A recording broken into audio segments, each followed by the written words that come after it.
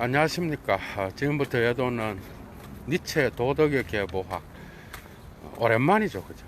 오랜만에 이제 1차 자료 강좌 다시 시작하게 됐는데, 서문 포함하여 15번째, 서문 빼고 11번째 강좌입니다. 오늘의 그 진도는 13절로부터 시작하는데, 귀족 도덕이 이제 노예 도덕에 의하여, 귀족의 좋은 것이 노예 도덕에 의하여 선한 것으로 이제 뒤집어지고, 그죠? 그 저번 시간에 이제 그쪽 부분에서, 그래서 니체가 선한 인간, 길들여진 문화의 기독교적 인간, 이런 것들에 대하여 비판하면서 끝났는데, 오늘 이제 마침내 13절에서 이 노예 도덕이 어떤 방식으로 귀족 도덕을, 귀족 도덕의 좋음을, 그죠? 어떤 방식으로 자기 자신들의 선함, 그리고 귀족 도덕에서 좋은 자들을 어떤 방식으로 악한 자로 만드는지에 대한 철학적 통찰이 있어. 근데 이게 이렇게 하면서 이제 주체 개념 있죠, 여러분들이 알고 있는 주프젝트라고 하는, 불어로 쉬제, 영어로 서브젝트, 이 주체 개념에 대하여 니체가 언급하면서 이런 것들이 철학적으로 문제가 크고, 그래서 그 주체 개념에 이 근거하고 있는 주프스트라트, 뭐죠? 시프스트라트죠, 불어로. 그러니까 이 기체라고 하는 히포케이메논에 근거하고 있는 기체의 개념은 존재하지 않는다라는 것을 함께 이야기한다고. 요런 게 어려운 거예요, 요런 게. 이 일반인들은 이 니체 책을 읽을 때 요런 철학적인 것은 못 읽어냅니다, 여러분. 그러니까 그 부분에 초점을 맞추어서 맹금류와, 그 다음에 맹금류는 누구야? 강한 자지 뭐. 그리고 어린 양은 누구겠어? 약한 자, 노예 도덕에 속한 자들이 어떻게 맹금류에 비유된 이 강한 자를 악한 자로 만드는지, 요 부분을 이제 오늘 초점을 맞추어서 진도를 나가려고 합니다. 가능하면 13절을 다 끝내고 싶은데 모르겠어요. 자, 또 콤멘비얼 쭈리크. 자, 우리 이제 돌아가자. Das Problem vom anderen Ursprung des Guten vom Guten, 뭐 이렇게 나갑니다. 자, 다름의 좋은 것의 다른 기원에 대한 문제. 이해가 돼요? 좋은 것의 다른 기원, 곧 wie in der Mensch des Sanctimum sich ausgedacht hat, verlangt nach seinem Abschluss, 이렇게 나가. 자, 원한의 인간은 누구야? 원한의 인간은 노예 도덕을 갖고 있는 거. 이게 그래서 정신분석학적인 거야. 원한의 인간, 르상티멍의 인간. 이 원한의 인간이 생각해냈던, 궁리해냈던, 만들어냈던 그 좋은 자의 문제, 곧 좋음의 다른 기원의 문제, 그게 누구겠어? 자기 자신들을 가리키는 거야. 그러니까 이 좋음은 이제 선한 자가 돼요. 이해가 돼? 그리고 자기 자신들을 가리키게 되는데, 이게 철학적으로 어떻게 그런 쪽으로 나가게 되는지 환상임을 밝히는 거야. 이런 사유들이 다가 둘레즈의 철학 속에 그대로 들어가 있어요, 여러분. 이해가 돼요? 요런 것들 오늘 주목해서 따라오십시오. 이 좋음의 다른 기원의 문제, 그게 뭐야? 한쪽 편에는 귀족 도덕의 좋음에 놓여 있고, 또 다른 쪽에는 좋음의 다른 기원의 문제는 뭐야? 노예도덕에서 좋은 게 어떤 거냐는 거예요. 그러니까 원한이 인간이 만들어낸 좋음은 뭐겠어? 선함이에요. 그게 여기서 번역을 좋음이라고 하는 거는 절반만 맞는 거예요. 선함. 뒤에 거는 선한 것의 문제, 선한 자의 문제. 이해가 돼요? 왜? 그 귀족 도덕에서 좋음은 노예 도덕에서 굿은 뭐야? 선한 것으로 바뀌거든. 그게 선한 것의 문제, 선한 자의 문제는 그 결론을 요구한다. 페랑트 나 아프슐루스. 이게 이제 결론을 요 부분을 이제 결론을 따라가게 내리려고 한다. 요 13절에서 지금 그런 뜻입니다. 자, 재미있는 일이 벌어집니다. 자, 비유적으로 이제 니체가 시작합니다. 딜레마. 자, 어린 양들이 거대한 맹금류. 여러분, 맹금류가 뭐야? 독수리, 매, 그게 조류는 조류인데 아주 날쌘, 그리고 라우프가 붙어 있죠. 아주 강력한 야생. 그 아이들 말로는 뭐죠? 하늘을 나는 새들 중에서 아주 맹금류, 사납고 야수적이고 뭔가를 탈취해서 그러니까 새들의 종류 중에서는 거의 왕좌에 속하는 이런 맹금류. 이해가 되죠? 이 맹금류가 이제 그 어린 양들을 딱 낚아채서 잡아먹는다든지 뭐 이런 걸로 이제 비유가 되는 거예요, 지금. 자, 시작합니다. 어린 양이 거대한 맹금류에 대하여 그람진트, 원어로는 독일어 원어로 그래 돼 있어. 원한을 품고 있다라는 것은 베프렘덴트 니히트, 낯선 것이 아니다. 낯선 일이 아니다. 뭔가 특별한 것이 아니라는 거야. 이건 뭐 당연한 거라는 거. 원한을 갖고 있는. 왜? 맹금류는 어린 양들을 잡아먹기 때문에. 그 니체가 지금 이야기하는 거는 그런 관점에서 이야기하는 거고, 그래서 이 안에는 어떤 이유도 놓여져 있지 않다. 곧 뭔 말인가 하면은, 자, 이 맹금류들이 어린 양들을 자기 자신에게로 끌고 오는 것은 맹금류 것에 대하여 맹금류에게 원한을 품는다는 어떤 이유도 여기에는 놓여져 있지 않다는 거야. 뭔 말이죠? 이거 여러분, 이거 되게 어려운 장이야. 이게 13절이 이건 뭔 말이야? 그게 맹금류는 강하니까 어린 양들을 잡아먹는다는 거야.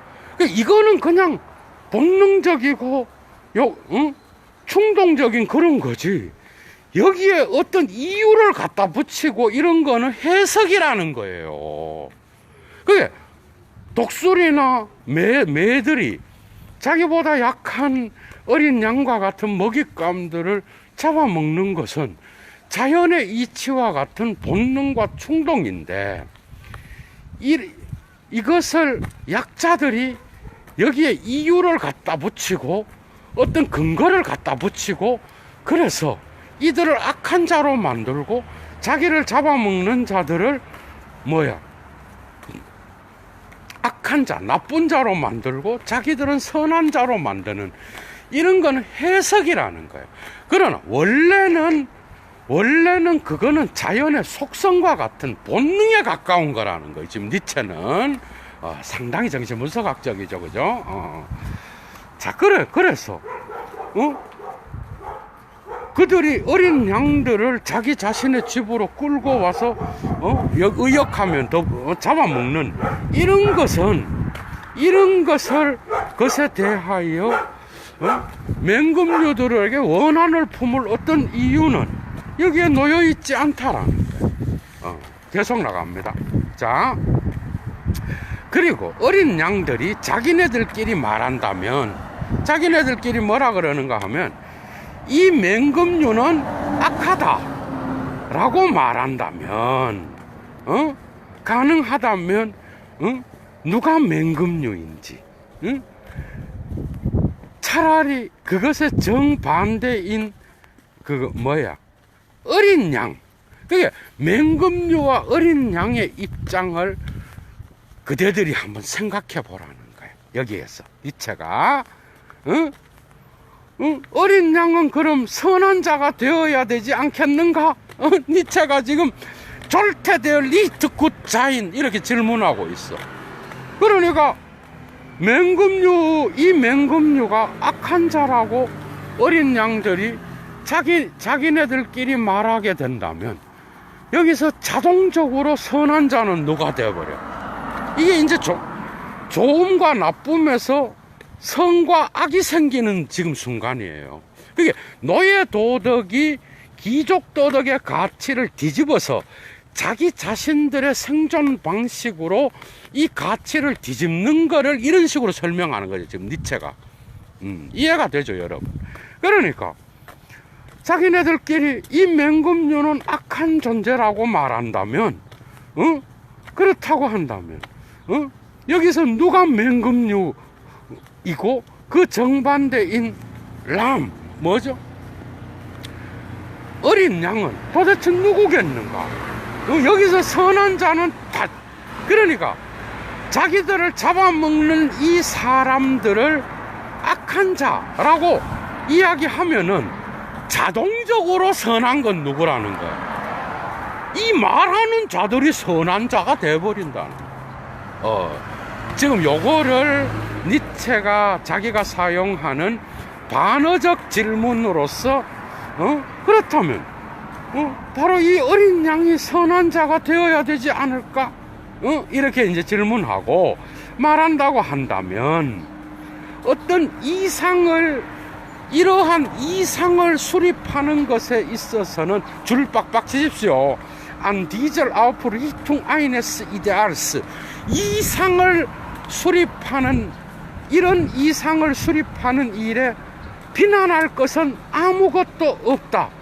만약에 이 맹금류가 약간 조롱 섞인 그런 투로 이 사태를 바라보면서 아마도 자기 자신들에게 다음과 같이 말한다면, 자, 우리 비얼진트 이넨 가르니트그람, 우리는 누구야? 맹금류지. 우리는 누구야? 어린 양들에게 의역합니다.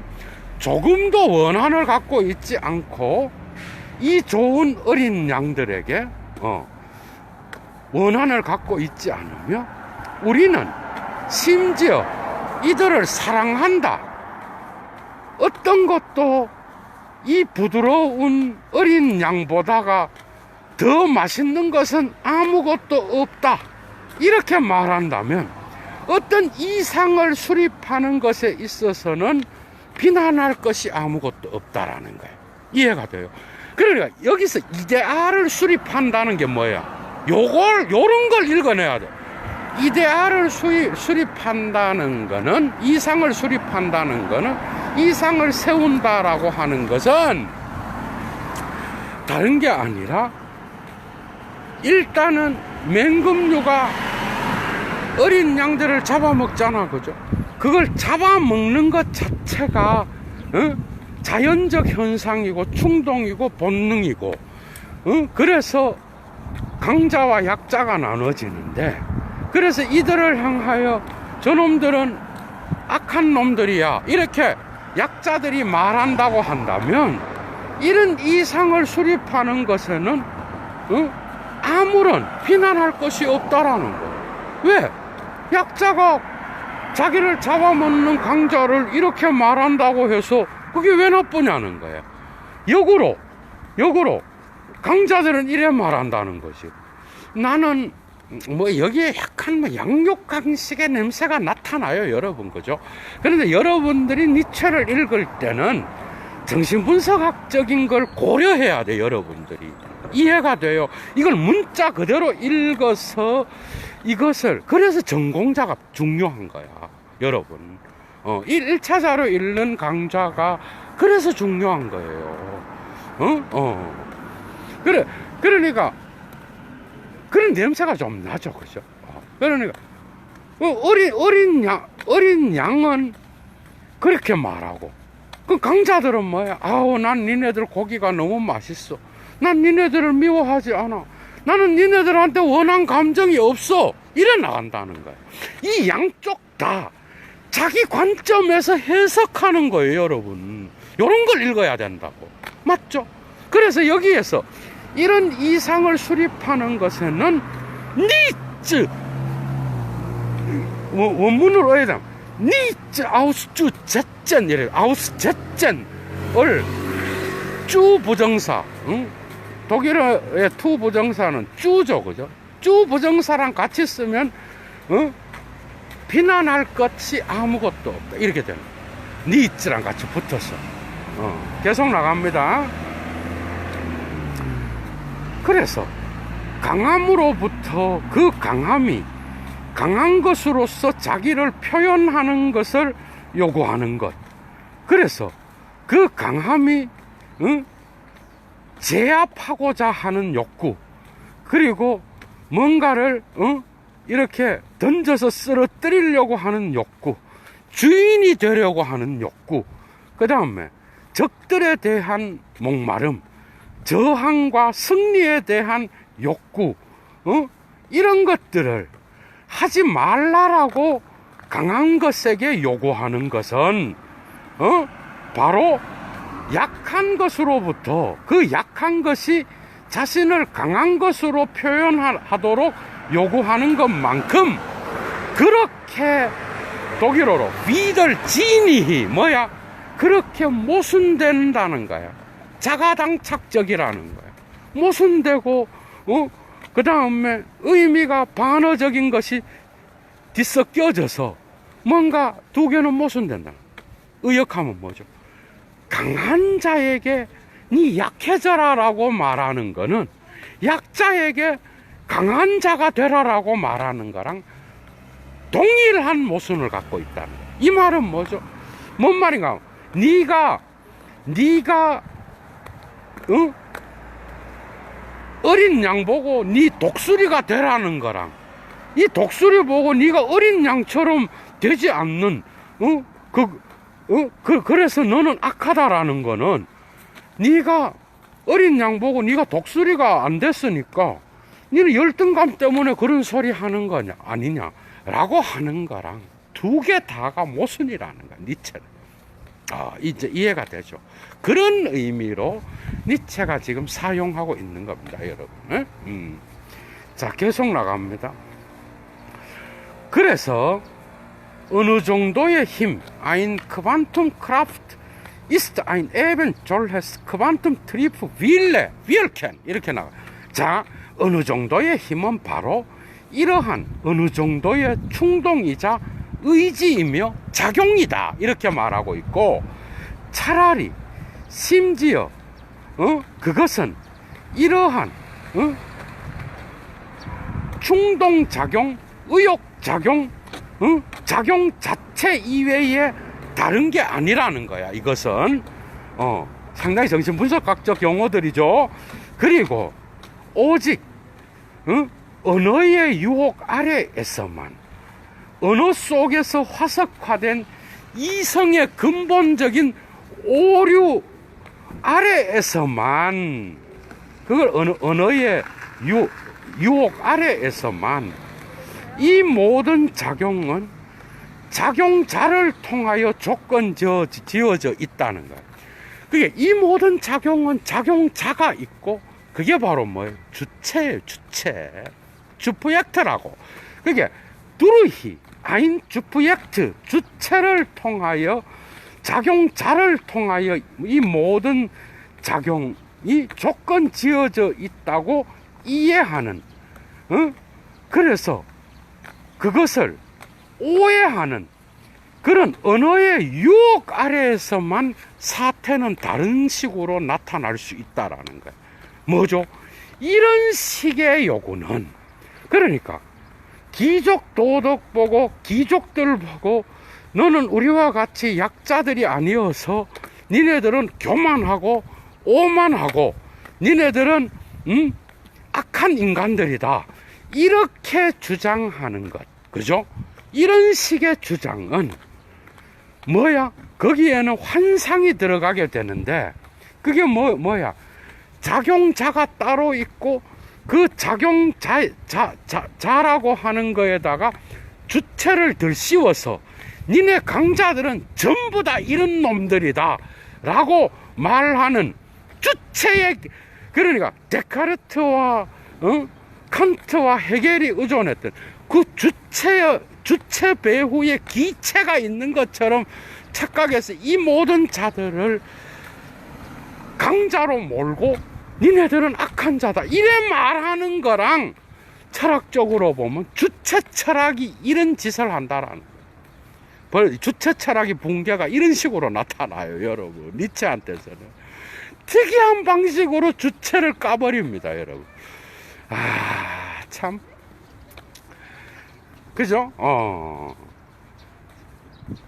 자, 계속 나갑니다. 니체를 따라가 봅시다.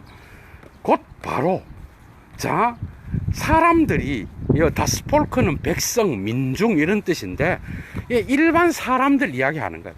사람들이, 자, 번개의 섬광으로부터, 번개는 언제나 번개의 빛이 있죠, 여러분, 그죠?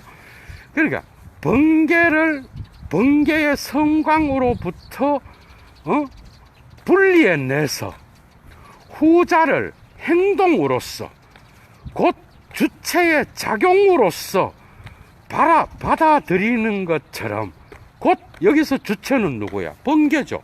그게 번개가 있고 번개의 섬광이 따로 있는 것처럼 인간들은 말하는 거야. 이게 언어의 유혹이죠. 그러니까 번개와 번개의 작용은 사실은 두 개는 분리될 수 없다라는 거야. 번개로부터 번개의 섬광이 나오는데 이건 언어의 유혹에 의해서만 분리되는데, 이 두 개를 인간은 분리한다는 거야. 뭔 말이죠? 그게 독수리는 그냥 배가 고파서 어린 양을 잡아먹는단 말이에요. 그런데 여기에서 뭐야? 독수리는 강자, 그리고 어린 양은 약자, 이렇게 해서 주체를 집어넣어 갖고 그렇게 나쁜 짓을 하는 이 자들은 악하다. 그래서 모든 독수리는 어린 양과 비교할 때에 언제나 강자로 나오잖아, 그죠? 여기에 주체 철학이 주체를 상정하듯이 주체라는 개념의 작용에 의하여 마치 맹금류들이 어린 양들을 잡아먹는 것처럼, 그래서 다 싸잡아 갖고 그렇게 말하듯이, 여기에는 주체 철학의 함정이 들어있듯이 주체를 그런 식으로 생각한다는 거예요. 그게 번개가 주체고 그 주체의 작용으로서 번개의 섬광이 나온다, 우리 이래 생각한다는 거예요. 이해가 되죠? 이러한 환상에 근거하여 노예 도덕이 귀족 도덕을 뒤집었다라는 거예요. 일단 이렇게만 아시고 니체를 따라가 봅시다. 자, 그렇게 한 것처럼, 그렇게 백성들의 이 민중들의 도덕은 또한 강함의 표현으로부터 분리해내. 그래서 마치 강한 자 배후에는 무차별적인 기체, 중립적인 기체가 존재하는 것처럼, 강함을 강함의 표현들로부터 분리해내는 거야. 이해가 돼요? 그래서 이 강함을 표현하거나 표현하지 않는 것이 바로 이 기체의 여러분, 이 독일 어렵습니다. 이 기체의 자유에 내맡겨져 있는 것처럼 그런 기체를 상정하는 거는, 잘못된 거다, 이 말이야. 이해가 돼요? 그러니까, 강함을 표현하고 약함을 표현하는 거는 해석이라는 거예요. 이해가 되죠? 뭔 말인지. 그래서 강자들을 따로 분리해서 저 새끼들은 나쁘고 악한 놈들이다, 이런 식으로 규정을 내리는데, 그것은 언어의 유혹과 일반화의 유혹에 의하여 그러한 주체로부터 기체를 상정하는, 그래서 모든 강함의 특징 안에는 마치 기체가 있어서 그 형이상하게 휘포케이메논의 어떤 변화에도 불구하고 변하지 않는 영속성이 존재하는 기체를 집어넣어서 강자들의 표현을 따로 이야기하고 강함을 따로 분리시키는, 뭔 말이죠? 강함이 따로 있고 그 강함의 특징은 이런 것이다 라고 강함을 표현하는 이 두 개를 분리시켜서 사람들은 사태를 해석한다라는 거예요. 아, 재밌죠, 여러분? 이게 니체입니다. 이게. 자, 그러나, Aber es gibt kein Jolles Substrat. 아주 중요한 거는 얘도가 원문을 또 읽어드리잖아, 그죠? 이런 기체 같은 건 없다, 이 말이야. 이런 기체 따위는 존재하지 않는다. 자,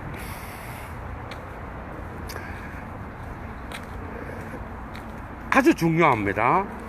어떤 행위, 작용, 대어감, 독일어로 tun, wirken, werden, 행동하는 것, 그 다음에 작용하는 것, 그 다음에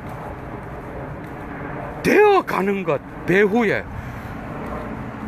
이런 것들 배후에 정지해서 이런 변화들, 이 행위와 작용과 그 다음에 되어가면 변화잖아. 이런 변화들 배후에는 변하지 않는 존재 따위와 같은 것은 없다라는 거예요. 하이데거 존재는 이런 개념이 아니에요. 지금 여러분들 하이데거랑 오해하지 마. 그러니까 뭐죠? 우리가 행동하고 우리가 작용하고 이 세계의 작용과 움직임과 그 다음에 행위와 되어가는 것들 배후에는 그것을 언어로 딱 잡아떼서 분리해서 우리가 원인과 결과다 이렇게 말하는 건 인간의 해석이라는 거야. 그런데 그 배후에는 이렇게 해석하려 그러면 뭐야? 이 작용과 되어감과 행동을 정지시켜야 되잖아. 그러면 거기에 기체와 같은 그런 변화 속에서도 변하지 않는 것을 상정해야 되잖아요. 그런 것을 상정하는 건 언어의 유혹인 거지, 사실 자연 상태 안에서는 그런 게 존재할 수 없다는 거예요. 너무 재미있죠? 이런 의미예요. 그러니까 여기서 자인 이런 것 배후에는 존재와 같은 건 없다 할 때 이 존재는 서구 형이상학이 그때 니체 이전까지 이 존재를 그런 신의 존재나 부동의 동자나 그 다음에 플라톤의 어떤 형상과 같이 그렇게 움직임 속에서도 움직임에 의하여 비존재가 되지 않는 걸 존재라 그랬잖아, 그죠? 요거 하이데거랑 다른 거죠. 오히려 하이데거는 되어가는 존재거든. 오히려 뒤쪽에 있는 거랑 같아요, 하이데거한테는. 요런 것에서 이제 하수들이 힘들어하는 거죠. 요런 부분에서 같은 존재인데 왜 이놈한테는 뜻이 다르잖아. 여러분들 예도 TV를 보면서 인문학을 익힌 분들은 뭔 말인지 알 거야, 여러분. 그런 뜻이에요. 존재와 같은 건 없다. 자, 행위자는 행위에 단순히 덧붙여진 거야. 그게 주체라는 개념은 이런 작용에다가 붙여진 거고, 그 주체가 중심이 돼 갖고 그 주체로부터 모든 성질을 다 붙이는데, 번개가 있고 번개의 성질은 성광이고, 예도가 있고 예도의 성질은 이런 거다. 그런데 사실은 제대로 놓고 보면 이런 두 개의 구분은 존재할 수가 없다는 거야, 니체는. 단지 인간의 언어적인 설명을 위하여 덧붙여진 거라는 거야, 니체는. 따라올 수 있겠죠. 요 13절의 제일 어려운 부분이 이런 부분들이에요, 여러분. 그래서 사실은 행위자는 행동에 덧붙여진 것일 뿐이고, 행동밖에는 없는 거야. 이해가 돼요? 행동하는 자나 행동은 같은 거라는 거야. 그런데 그 두 개를 분리해서 행위자는 누구고 너 행동을 따로 분리시킨다라는 거야. 이해가 돼요? 지금 그런 의미야. 그래서 사람들은 근본적으로 행동을 그들이 번개가 빛나도록, 섬광을 일으키도록 할 때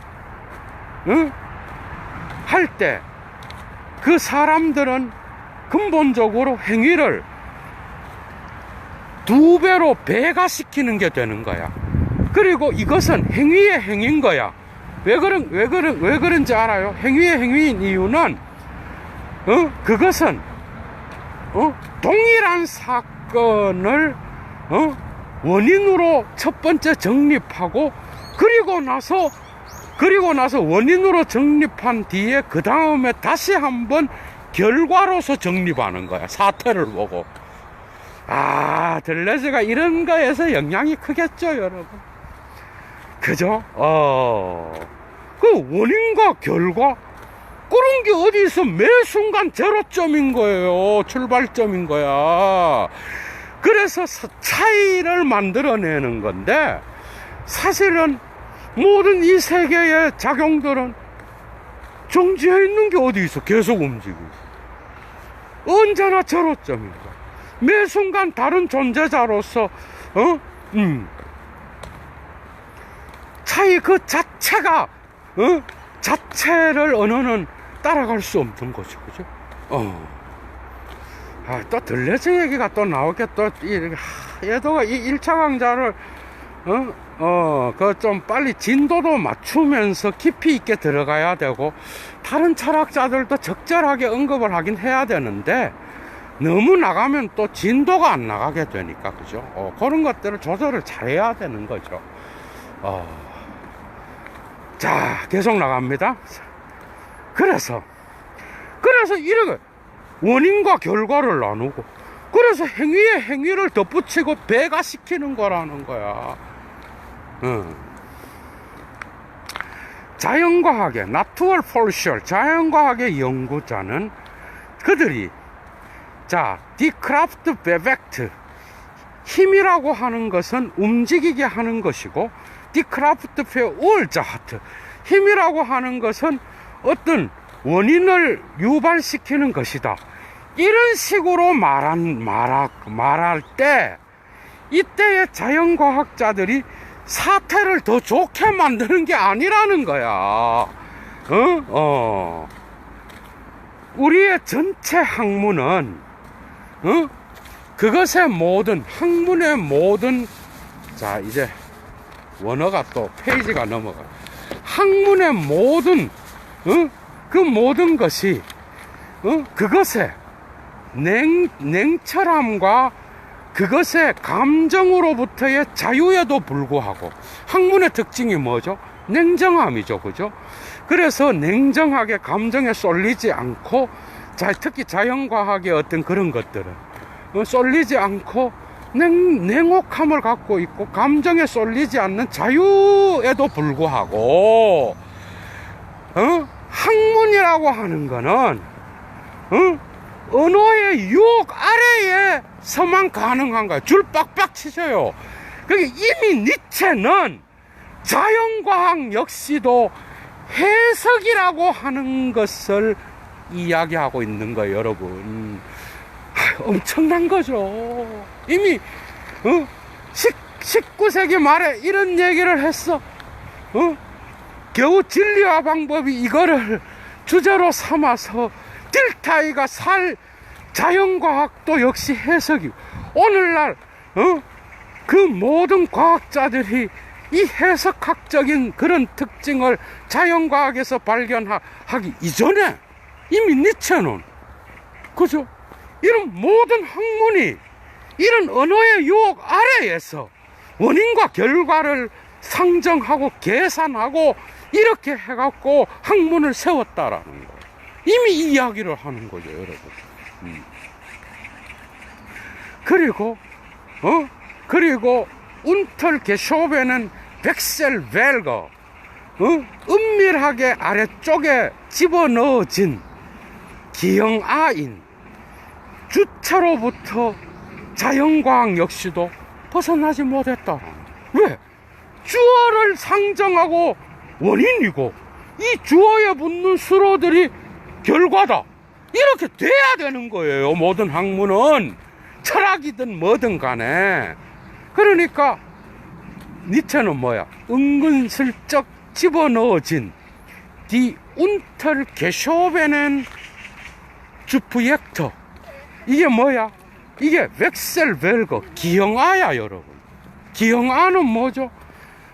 인간이 자기 자신의 학문과 이 세계에 돌아가는 질서를, 그것도 다 물리학이잖아. 질서를 설명하기 위하여 특정한 방식으로 지네들이 편리하게 만들어낸 거야. 은근슬쩍 집어낸 기형아야. 이 기형아인 주체를 사용하여 자기들의 학문을 수립한다라는 거예요, 여러분. 엄청난 게 들어있죠. 어떻게 도덕의 계보학을 설명하다가 이런 식으로 나가는 건지 몰라. 그죠? 그래서 이 주체라는 개념으로부터 벗어나지 못한 거야. 그래서 Das Atom ist zum Beispiel ein solcher Wechselwerk in gleichen das kantische Ding an sich 일어나 있어. 그러니까 원자라는 개념도 예를 들면 이런 주체라는 개념과 같이 그렇게 기형아적인 것이고, 칸트의 물 자체도 그런 거라는 거. 그 현상과 물 자체는 나누어질 수도 없는 것이고, 이 세계의 물질의 가장 근원적인 단위로서의 원자라는 것도 사실은 알고 보면은 인간들이 학문을, 이 자연 세계를 잘 설명하기 위한 인간들의 학문적 용어에 불과하다는 거야, 사실은. 맞죠? 그래서 이런 것들 역시도 인간이 집어넣은, 자기가 학문을 위하여 편리함을 위하여 학문적 설명을 위하여 만들어낸 용어로서 하나의 은근슬쩍 집어넣어진 뭐죠? 백셀바르크와 같은 거야. 백셀바르크 뭐야? 기형아와 같은 거라. 참 독특한. 그래서 만약 쭈릭 게트레테는 퇴행한 자들, 그리고 퇴행하여서 은밀하게 빛을 발하는 정신분석학적으로 퇴행적인 거죠. 뭐가? 복수효과, 라허, 운트, 하스, 복수와 그 다음 뭐야? 미움, 증오와 같은 이런 퇴행적이고 은밀하게 빛을 발하는 이런 감정들이 자기 자신을 위하여 이런 주체가 있다라고 하는 이런 신앙을 활용하고, 근원적으로 심지어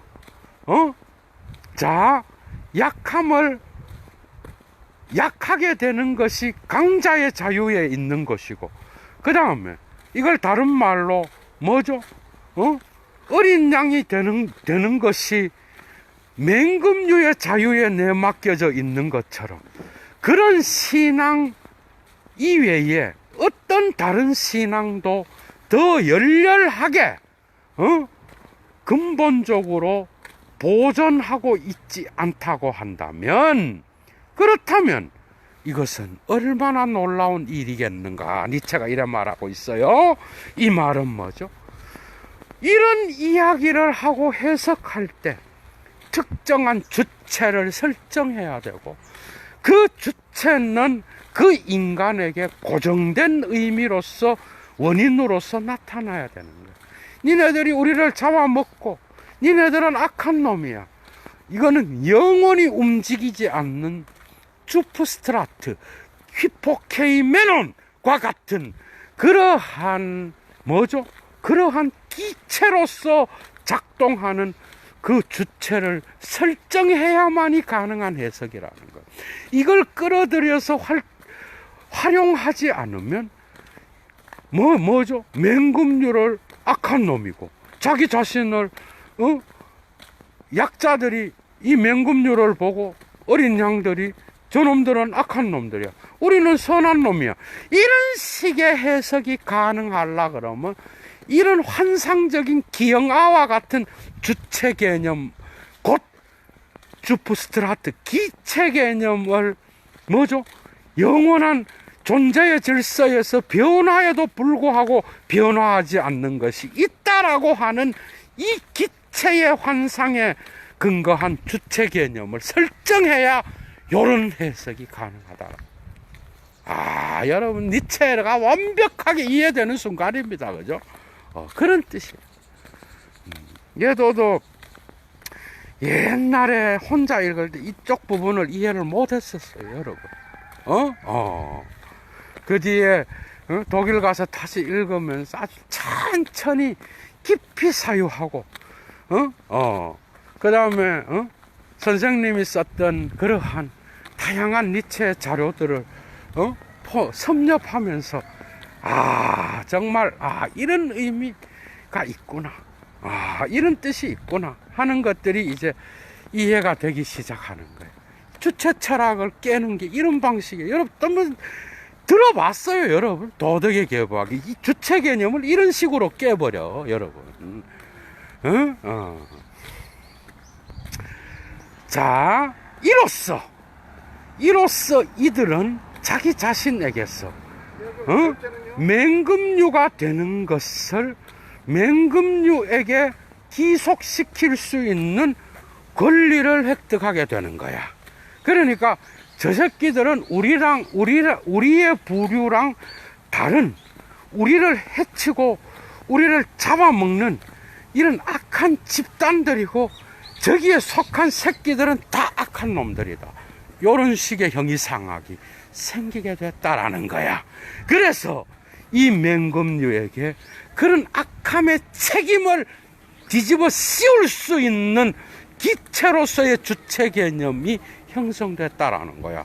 그러나 이건 환상이라는 거예요. 지금 니체는 데리다가 루소를 해체하면서 사실은 뭐야, 그 수음 행위를 비판하면서 수음을 하는 자가 자기 혼자 상상하여 뭐야, 미녀를 생각하는 게 환상인 것처럼 이거 역시도 환상에 빠져 있다라는 거. 더 나가는 건 뭐예요? 수음 행위를 할 때 드러나는 그 미녀뿐만 아니라 정상과 비정상을 나눌 수 있는 기준을 설정하는 게 환상이라는 거예요. 데리다노. 이해가 돼요? 다 이런 거에서 온 거야. 니체 사유로부터. 할 게 너무 많아요. 너무 많아. 정말.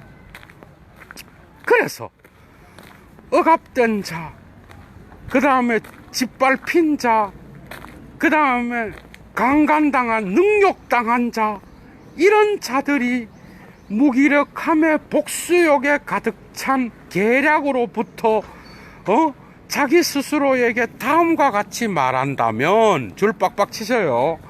자, 저 악한 자들, 이게 이제 나쁨과 좋음이 아니라 성과 악으로 바뀌는 순간이에요. 이해가 돼요? 약한 자들의 귀족도덕을 뒤집어서 좋음과 나쁨을 선함과 악함으로 바꾸는 거야. 지금 이게 결정적으로 중요한 문화 정신 분석학의 주제예요. 지금 저 악한 자들과 다르게 존재하자, 곧 선하게 존재하자, 이렇게 말한다고 한다면 이해가 되죠. 이제 좋음과 나쁨이 선함과 악함으로 전도되는 순간이에요, 여러분. 그렇게 한다고 한다면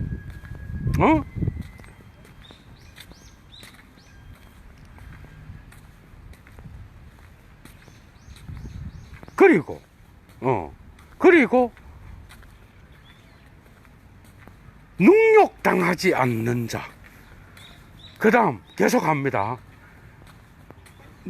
어느 누구도 해치지 않는 자, 공격하지 않는 자, 복수하지 않는 자, 복수를 신에게 넘겨준 자, 우리와 같이 은밀한 곳에 거하는 자, 모든 악한 것을 피하는 자, 삶으로부터 요구하는 것이 거의 없는 자, 우리와 같은 인내심이 강하고 비천하고 그 다음에 정의로움에 가득한 자, 이런 자들과 같은 자는 모두가 선한 자다 라고 하는 가치 전도가 발생하게 됐다는 거예요, 여러분.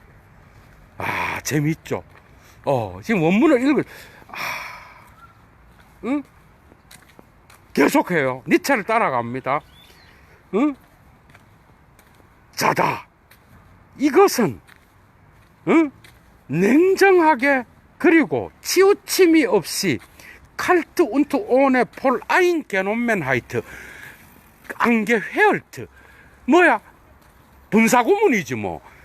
차갑고 치우침이 없이 귀를 기울여 보면 이건 다음을 의미하는데 뭔 말인가 하면은, 이것은 우리 약한 자들은 이제 다시 한번 약한 자일 뿐이다. 그리고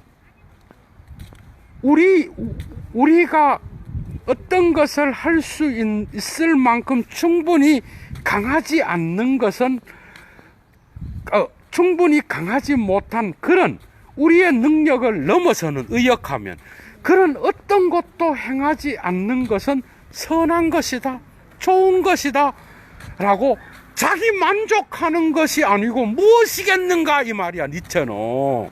이해가 되죠? 그런 의미를 갖고 있다는 거. 우리는 약한 자다.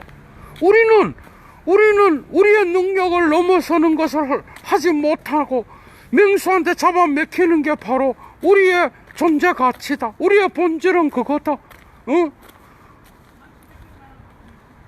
그러면서 자기 자신들을, 자기의 존재를 위로하고 만족하는 그런 게 아이고 뭐냐는 거야, 여러분. 계속합니다.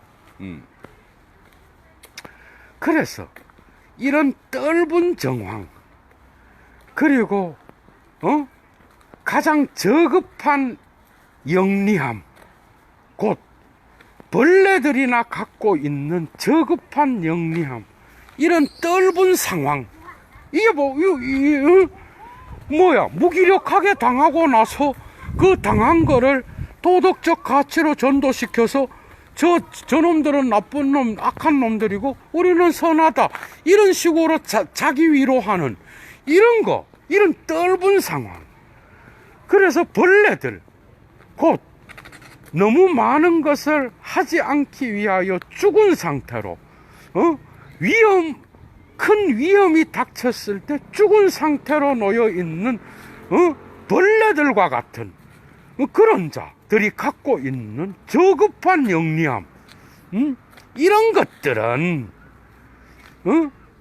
무력함의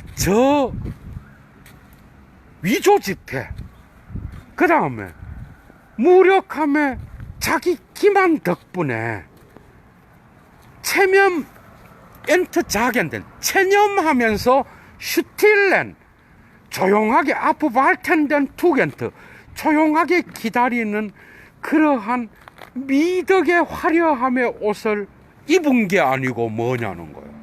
그러니까 여기에서 비로소 그리스도교의 가치가 나타나게 됐다라는 거예요. 미덕이 나타나게 됐다라는 거야. 어? 마치 약한 자 자신의 약함이 자발적이고 자유로운 의지에서 나온 라이스퉁, 성취요, 의욕된 어떤 것이요, 선택된 어떤 것이요, 아인의 타트, 하나의 행위요, 그 다음에 하나의 페얼딘스트자이, 공적이기나 한 것처럼. 공적 알죠? 나의 공이다, 이거는. 할 때 공적. 이기나 한 것처럼, 뭐죠? 영어에 as if를 쓰는 거예요. 독일어에 als of를 계속 쓰고 있어. 마치 뭐뭐인 것처럼 그렇게 화려한 미덕의 옷을 입게 되었다라는 거예요. 자기의 약함이 도덕의 가치가 되었다 이 말이에요, 여러분. 이해가 돼요? 이걸 이제 정신분석학을 하는 거예요, 지금 니체가. 그런데 사실은 이런 약자의 약함, 독일어로 Die Schwäche des Schwachen Selbst, 그러니까 약한 자 자신의 약함은 바로 약자의 본질이야. 그리고 이 약자의 작용이고, 이 약자의 완전한 유일하고 불가피하고 교체될 수 없는 현실이에요, 이거는. 그런데 여기에 도덕적 미덕의 옷을 입게 됐다라는 거예요, 여러분. 재밌죠, 그죠? 야, 그래서 이런 종류의 인간은 자기 보존과 자기 긍정의 본능으로부터 저런 무차별적이고 선택으로부터 자유로운 중립적 주체에 대한 신앙을 갖고 있게 되는데, 그 안에서 모든 거짓말은 거룩함의 성스러운 것으로 변화되곤 한다라는 거예요. 야, 재밌죠, 여러분? 그래서 유대인들은 자기의 약함을 도덕의 미덕으로, 그 다음에 동정과 약한 자의 도덕으로 만들 수 있는 능력을 가졌다라는 거예요. 곧 하느님의 성스러운 가치로서 이 모든 거짓된 것을 썼다라는 거예요, 여러분. 그래서 주체라는 것, 사람, 우리들이 보다 더 통속적으로 자주 말하는 것은 영혼이라는 개념인데, 다 왔습니다.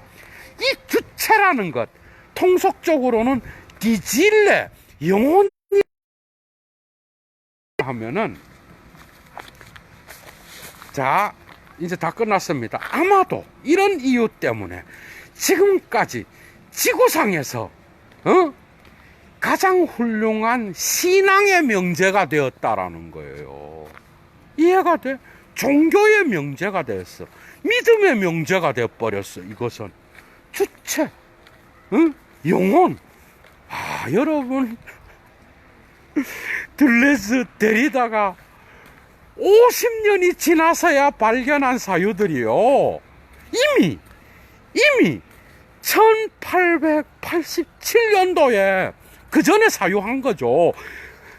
이미 이 주체를 이 영혼이라는 개념, 주체라는 개념, 이런 건 지구상에서 가장 훌륭한 신앙의 명제가 됐다라는 거예요. 왜냐하면 이런 주체와 영혼과 같은 이런 명제들은 죽어 없어져야 될 사람, 약한 사람, 그 다음에 짓눌려서 억압받는 모든 종류의 다수의 사람들에게 약함 자체를 자유로서 해석하고, 그리고 약함의 이런 존재 방식을 공적, 페얼딘스트, 공적으로 해석할 수 있는 주플리머 젤프스트 베트리거라이, 자, 저 숭고한 자기 기만을 그저 가능하게 했기 때문이다. 이렇게 끝내고 있어요, 여러분. 이해가 돼요? 그러니까 여기 이 주체 영혼이라고 하는, 그래서 악한 놈이 따로 있고 강한 놈이 따로 있어서 그 모든 집단을 다 자기의 관점에서 다 나쁜 놈으로 몰아가. 우리가 배울 게 너무 많죠, 여러분. 지금 니체 사유에서 몰아가는 이런 것은 저런 주체 개념과 영혼이라는 저런 개념에 근거하여 신앙에 근거하여 해석된 것이 아니라면 도대체 무엇이겠는가. 특히 성직자분들, 그리고 여러분들 예도TV를 보는 모든 지성인들 깊이 생각해 보셔요. 그죠? 얼마나 많은 폭력을 행하여 우리가 언어로, 그죠? 특정 집단을 그런 식으로 몰아서 악한 자로 몰아서 마녀 사냥을 하고 기가 찰 노릇입니다. 자, 재밌었죠, 여러분? 자, 다음 오늘 강좌는 마치고요.